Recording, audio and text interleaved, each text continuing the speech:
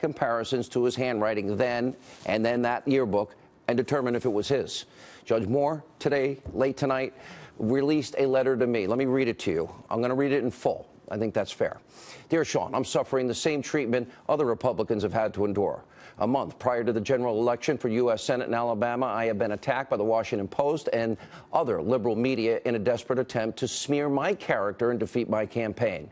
Over the last 40 years, I've held several public offices, including Deputy District Attorney, Circuit Judge, Chief Justice of the Alabama Supreme Court. In addition to running 5 statewide and 3 county campaigns for public office, I have been involved in 2 major controversies that attracted national attention, one about the 10 Commandments, the other about the sanctity of marriage. The Alabama Judicial Inquiry Commission, Court of the Judiciary, and the Attorney General have investigated, scrutinized, examined, and vetted me, not to mention every opposing candidate against whom I have run. I've been married for almost 33 years to my wife, Kayla, and we have 4 children, 5 granddaughters. We are in the process of investigating these false allegations to determine their origin, motivation. For instance, we have documented that the most recent accuser, Beverly Nelson, was a party in a divorce action before me in Etowah County Circuit Court in 1999.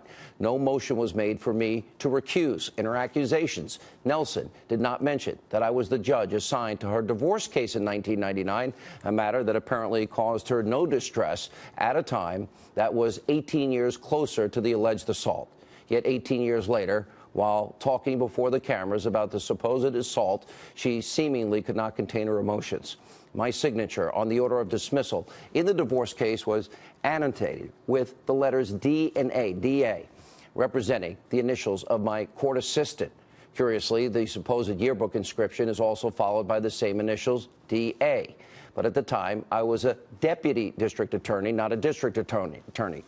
Those initials, as well as the date under the signature block and the printed name of the restaurant, are written in a style inconsistent with the rest of the yearbook inscription.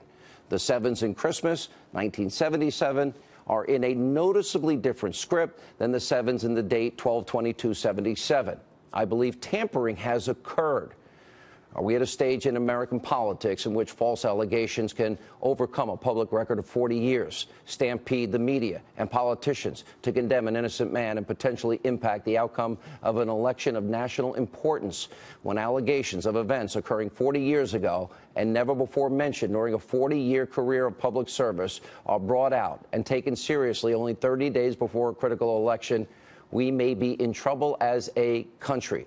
He then goes on, I adamantly deny the allegations of Lee Corfman and Beverly Nelson did not date underage girls and have taken steps to begin a civil action for defamation because of that. At the discretion of counsel, I cannot comment further. Roy Moore. Now, we demanded rightly answers from Judge Moore. He provided them to the specific questions we asked. In my opinion, so serious. The people of Alabama, they need to know the truth, and they've got to have all the facts that they need. And that means that the Alabama voters can make an educated, informed, inclusive decision for their state when they go to the polls. And if that means, whatever it means, to get to the truth, if it means more time, I believe the governor, according to Greg Jarrett, has the ability to make that decision. The Alabama people deserve that. Greg Jarrett said the governor can delay the race if need be. Now, the people of Alabama deserve to have a fair choice, especially in light of the new allegations tonight. Now, we have told you everyone's point of view. The accusers continue to have an open invitation to come on this show and share their story. At the end of the day, I want to tell you something. I lived in Alabama. I enjoyed my time in Alabama. And I know these people. They're smart. They're great Americans. God, family, faith, country. And I am very confident that when everything comes out, they will make the best decision for their state. Shouldn't be decided by me, by people on television, by Mitch McConnell, Washington, talk show hosts, news people. One more thing. There's a report, by the way, of sexual misconduct in Congress. I'm demanding tonight. They paid $15 million of your money. That was paid out to victims. Who are they? Tell us now. And why did they pay it? They need to be exposed. We'll have more on this tomorrow night. Laura.